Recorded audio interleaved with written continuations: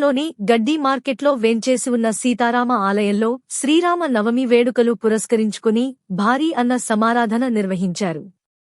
ఈ కార్యక్రమంలో ముఖ్య అతిథులుగా వైఎస్ఆర్సీపీ యువత అధ్యక్షులు ఏలూరు బాలు మరియు ప్రముఖ వ్యాపారవేత్త దాడిశెట్టి విష్ణుచక్రం పాల్గొని అన్నప్రసాదాన్ని భక్తులకు వితరణ చేశారు. ఆలయ ధర్మకర్తలు చెక్క సోమరాజు, అనుసూరి వెంకట సూర్యనారాయణ, బుడ్డేటి ప్రభాకర్ మరియు ఫీడరోడ్ గడ్డి మార్కెట్ వ్యాపారస్తులు, ఆలయ కమిటీ సభ్యులు, భక్తులు పాల్గొన్నారు. ఈరోజు స్థానిక 13వ వార్డులో గల గడ్డి బజార్లో గల రామాలయం నందు అన్నదాన సమారాధన కార్యక్రమంలో పాల్గొనడం జరిగింది. 10 రోజుల ముందు జరిగిన శ్రీరామనవమి నాడు నేను చైర్పర్సన్ అయినటువంటి మా భార్య గారు కూడా కలిసి కళ్యాణం చేయించుకోవడం జరిగింది.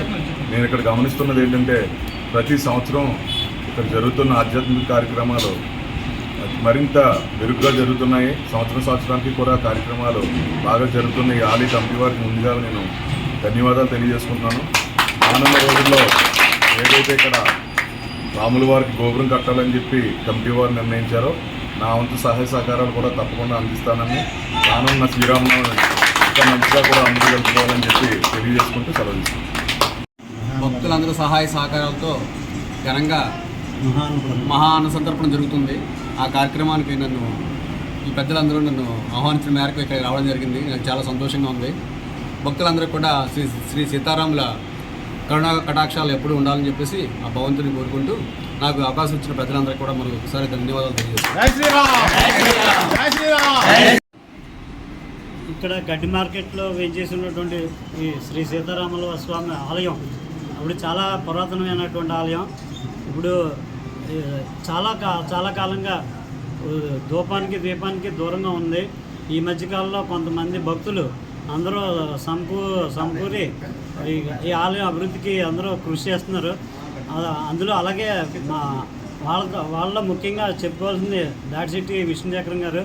ఆయన అడగగానే ఏ రోజు ఇలా అన్నదానం అంటే ఆయన ఎలాగైనా ఎంత అంటే అంత డబ్బులు ఆయన ఇవ్వడం జరుగుతుంది. అలాగే ఆలయం అభివృద్ధికి విగ్రహాలు పునఃప్రతిష్ఠ చేయవలసిన కార్యక్రమం పెద్దది ఉంది.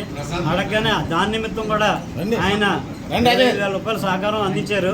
మళ్ళీ ఏమన్నా అవసరమైతే మేము చెప్పండి అని చెప్పేసి ఆయన చెప్పడం జరిగింది. రామాలయం ఎంతో పురాతనమైందండి, కానీ కొన్నాళ్ళుగా ఇక్కడ దూపదీప నైవేద్యాలకి దూరంగా ఉండడం జరిగింది. కానీ ఈవేళ చాలామంది భక్తులు మార్పు జరిగి ఇక్కడ వ్యాపారస్తులు అయితేనో పెద్దలు అయితేనో భక్తులు అందరూ కూడా సమూహంగా ఏర్పడి ఈవేళ ఈ ఆలయాన్ని ఎంతో అభివృద్ధి చేస్తున్నారు. అలాగే రానున్న రోజుల్లో కూడా ఈ ఆలయానికి నిత్యం దూపదీప నైవేద్యాలు జరిగిందంటే అందరికీ కూడా ఎంతో అంత విశిష్టమైన మనకి ఉంటుంది విధి. అందువల్ల ప్రతి ఒక్కరు కూడా ఈ స్వామివారి ఆలయాన్ని అందరూ కూడా మనం దగ్గరుండి అన్ని బాగోగులు చూసుకుని ఇంకా రానున్న రోజుల్లో అభివృద్ధి చేయాలి. ఈ అభివృద్ధి కూడా ప్రతి ఒక్కరు భక్తులు వ్యాపారస్తులు అందరూ కూడా చేయించాలి. జై శ్రీరామ్.